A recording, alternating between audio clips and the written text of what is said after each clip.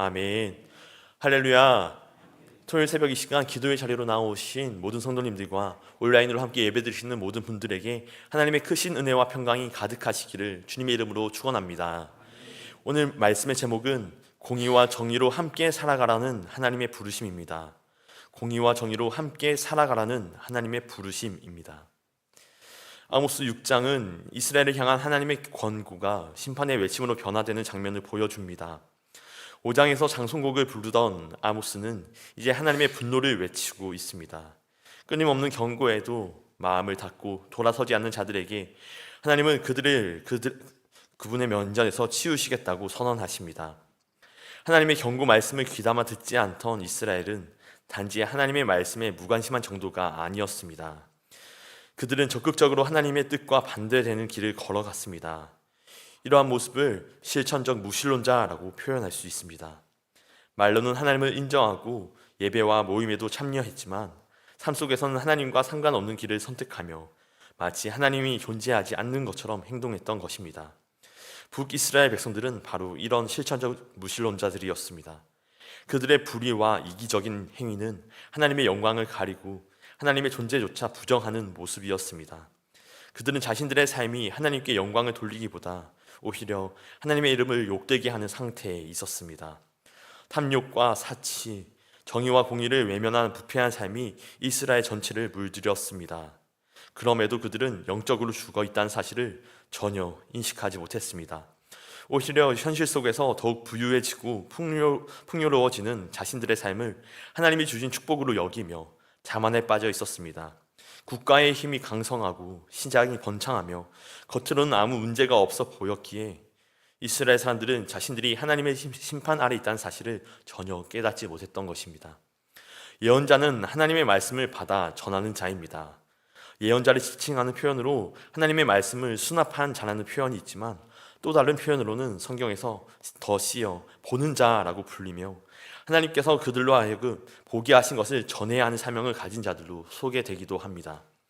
아모스 역시 하나님의 심판을 미리 보고 그 엄중한 메시지를 전해야 하는 소명 앞에 서 있었습니다. 하지만 그의 메시지는 사람들에게 불편하고 불쾌한 것이기에 그는 외면당하고 배척당했습니다. 모든 이들이 자신들의 처한 영적 위험을 보지 못한 채 안일함에 빠져 있었기 때문입니다.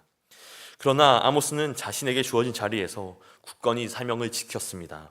모두가 자신들의 풍요와 강성함에 갇혀 멸망이 다가오고 있다는 것을 보지 못했지만 아모스만은 하나님이 그들에게 임할 심판의 그림자를 보게 하셨기 때문에 외면할 수 없었습니다. 심판의 날이 이미 가까워 온 것을 본 아모스는 마치 불치병에 걸려 시한부 상태에 있으면서도 이를 모르는 이스라엘을 깨우기 위해 거듭 외쳤습니다.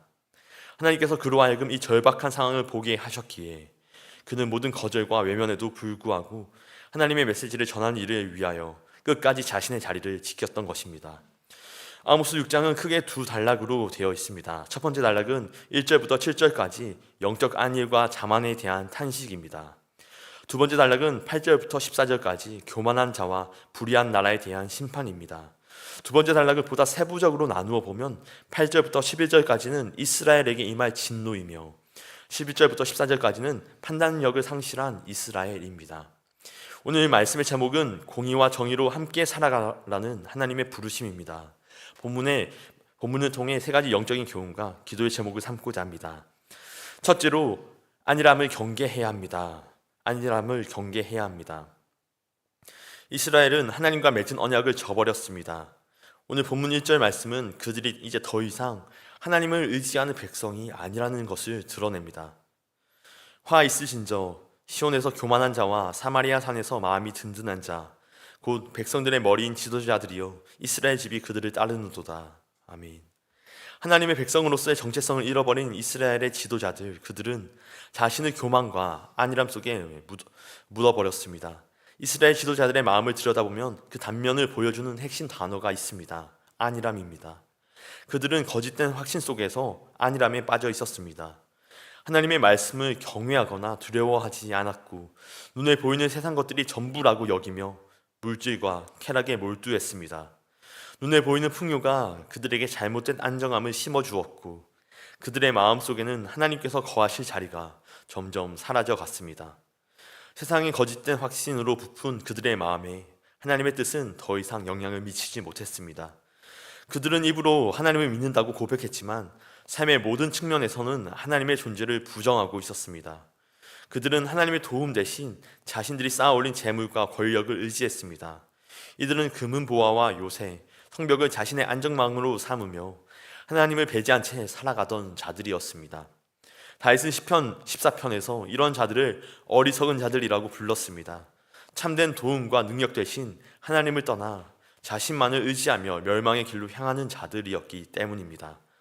이스라엘 지도자들은 자신들이 하는 모든 일에서 번영을 누리면서도 그 성공을 자신의 공로로 돌렸습니다. 그들은 하나님을 인정하기보다는 아람과의 전쟁에서 얻은 무역로를 통해 번영한 국제무역, 늘어나는 재정, 확장된 영토가 모두 자신의 능력 덕분이라고 여겼습니다. 그들의 욕망은 끝이 없었고 마치 그들의 시간이 영원할 것처럼 스스로를 나라들의 나라라고 여겼던 것입니다. 그러나 이전에 언급된 갈레, 하맛, 가드와 같은 이웃 나라들이 하나님의 섭리 속에서 역사 속에 사라져갔던 것처럼 그들 역시 하나님의 심판을 피할 수 없을 것입니다. 그들은 사치와 허영 속에 영원을 꿈꿨지만 영원할 수 없었던 것입니다. 시간이 지날수록 이스라엘은 불의를 멈추지 않았고 모든 방법을 동원하여 폭력을 행사하면서도 자신들의 미래가 장밋빛이라고 생각했습니다. 그러나 하나님께서는 그들에게 심판의 날이 다가오고 있음을 분명히 경고하십니다. 이스라엘이 하나님의 백성으로 선택받은 것은 그저 그들의 특권이 아니라 세상에 하나님의 정의와 공의를 세우라는 부르심을 받았기 때문입니다.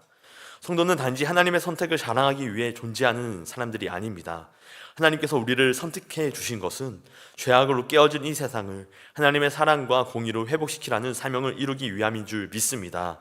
부름받은 자로서 그 소명을 기억하지 않는다면 선민이라고 하는 특권은 아무런 안전도 보장해 주지 않는다는 것을 언제나 기억해야 할 줄 믿습니다.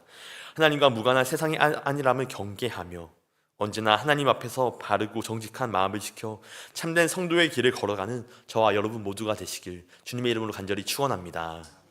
둘째로 함께 살아가는 삶으로 부르십니다. 함께 살아가는 삶으로 부르십니다. 오늘 본문에서 하나님은 요셉의 환난을 언급하시며 백성들이 겪고 있던 깊은 아픔과 상처를 말씀하십니다.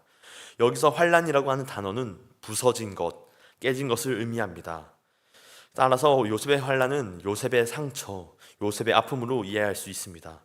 이 상처의 깊이는 6절에 등장하는 포도주와 기름을 사용하는 장면에서 더 극명하게 드러납니다. 당시 포도주와 기름은 상처를 치유하는 데 쓰이던 귀한 자원이었습니다. 그러나 이스라엘 지도자들은 이를 자신들의 쾌락을 채우는 데에만 사용하며 백성들의 아픔을 외면했습니다.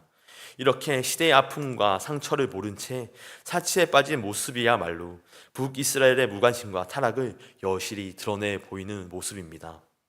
요셉의 상처는 단순한 개인의 고통이 아니라 사회에 만연한 부패와 불의의 실상을 반영합니다. 바르게 살아가던 자들이 소수의 탐욕과 몇 푼의 돈 때문에 억압받고 팔려가야 했던 현실이었습니다. 힘없고 가난하다는 이유만으로 억울하게 짓밟히고 뇌물에 의해 정의가 굽어지는 재판은 북이스라엘의 깊은 타락과 비참함을 드러내는 단면이었습니다. 요셉의 상처와 고통은 백성들의 신음으로 이어졌습니다.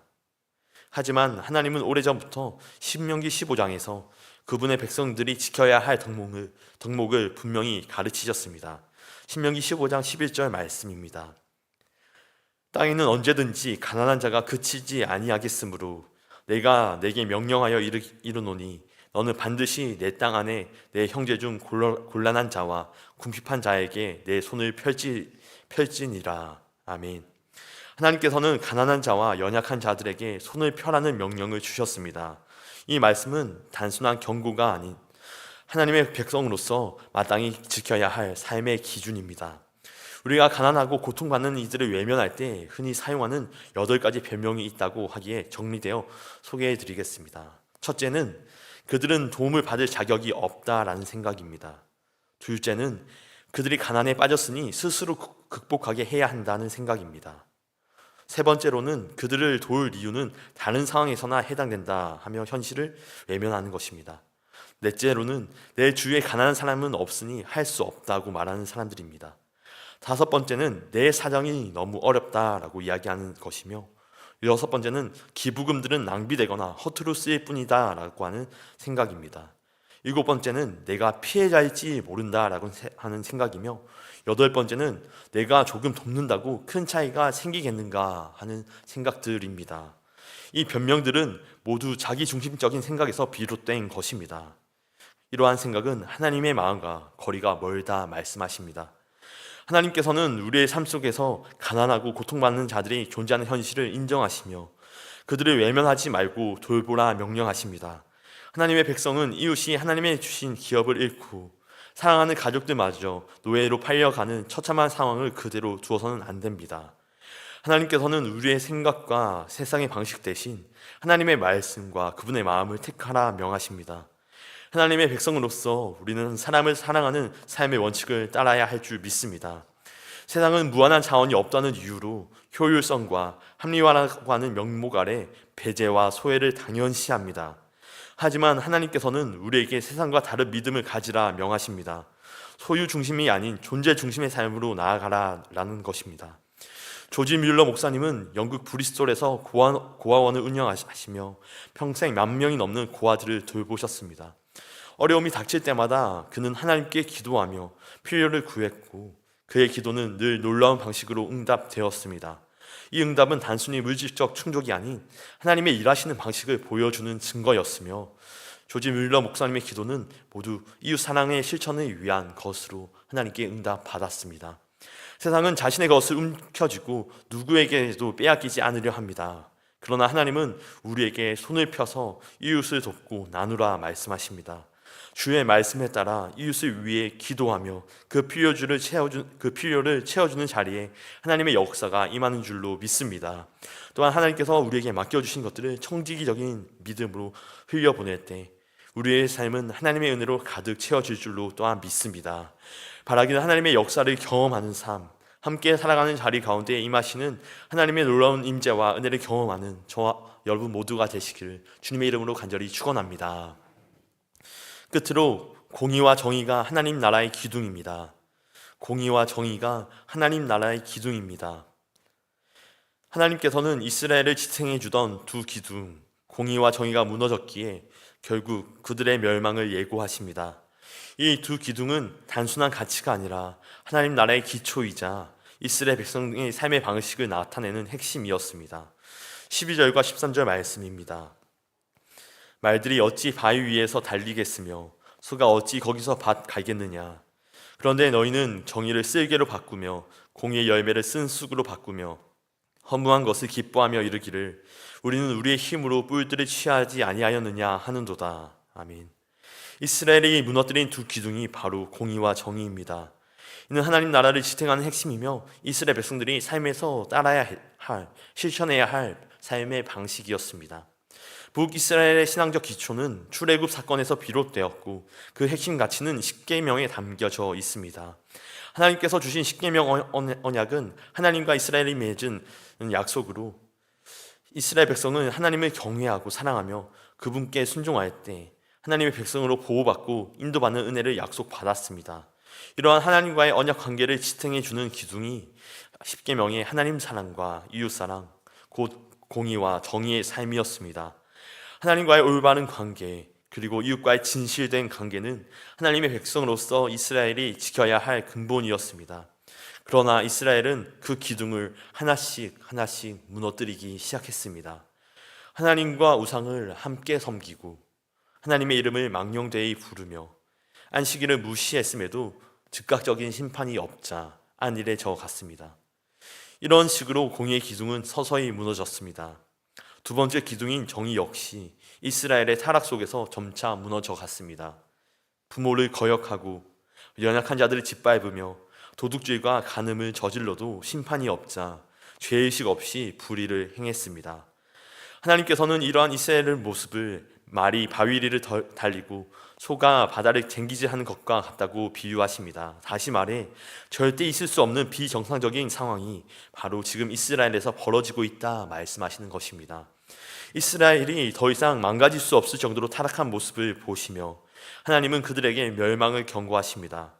야곱의 영광을 싫어한다 라고 말씀하시며 그들이 무너뜨린 공의와 정의의 자리에서 악이 자라난 것을 하나님께서 미워하십니다. 이스라엘이 자신들에게 주어진 부와 권력, 오직 자신들의 영광을 위해 사용하며 교만해진 그 자리에서 하나님은 그들이 모아놓고 쌓아올린 모든 것을 원수에게 넘기겠다고 선언하십니다. 하나님은 이스라엘의 교만과 불의의 자리에서 그의 백성을 더 이상 찾을 수 없음을 슬퍼하십니다.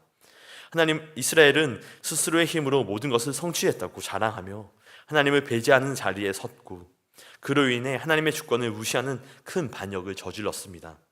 하나님께서는 그들이 겪게 될 모든 고난과 어려움이 단순한 재난이 아니라 공의와 정의를 무너뜨린 것에 대한 하나님의 심판이라고 하는 것을 분명히 알게 하십니다. 오늘 하나님께서는 우리에게도 말씀하십니다. 공의와 정의를 세우는 삶으로 나아오라 하십니다. 하나님의 주권을 인정하며 그분께서 우리에게 정의를 추구하며 살아갈 이웃을 맡기셨음을 기억하는 것으로 공의와 정의의 기둥을 세우는 삶을 우리가 살아가야 할 줄 믿습니다. 하나님은 우리가 손을 펴서 이웃을 돕고 함께 살아가기를 바라시며 이는 하나님의 나라를 이루어가는 중요한 사명인 줄로 믿습니다. 우리가 이 부르심을 기억하며 살아갈 때 하나님 나라의 기둥이 바로 세워지고 그 나라의 은혜가 우리의 삶에 임하게 될 줄로 믿습니다. 바라기는 공의와 정의의 기둥을 날마다 세워가며 함께 살아가자고 초대하시는 주의 부르심에 온전히 응답하시어 하나님 나라의 은혜를 누리며 살아가는 저와 여러분 모두의 삶이 되어지기를 주님의 이름으로 간절히 축원합니다. 공의와 정의로 이 땅을 다스리시는 하나님, 오늘 새벽도 우리에게 말씀 주시고 주의 길로 인도하심에 감사드립니다. 세상의 헛된 안일함과 거짓 평안으로부터 마음을 지키게 하여 주옵시고 하나님을 주인으로 모신 삶에 참 평안, 참 안식이 있음을 경험하게 하여 주시옵소서. 공의와 정의를 세워가라는 부르심에 온전히 응답하게 하여 주시어서 하나님과의 바른 관계를 통해 깨어진 세상에 신음하는 이웃들을 돌아보고 섬기며 주의 나라를 세워가는 복된 삶이 되게 하여 주시옵소서. 이 시간 주님의 전에 나와 간절한 기도의 제목과 함께 올려드리는 귀한 예물의 손길들 있습니다. 이 예물이 쓰이는 곳마다 하나님의 나라가 확장되게 하여 주옵시고 복음을 통한 생명 구원의 역사가 넘치게 일어나게 하여 주시옵소서. 드린 손길 외에도 주께서 늘 함께하여 주사 하늘의 복과 은혜가 충만한 삶으로 주께서 친히 인도하여 주시옵소서. 우리 구주 예수 그리스도의 이름으로 간절히 기도하옵나이다. 아멘.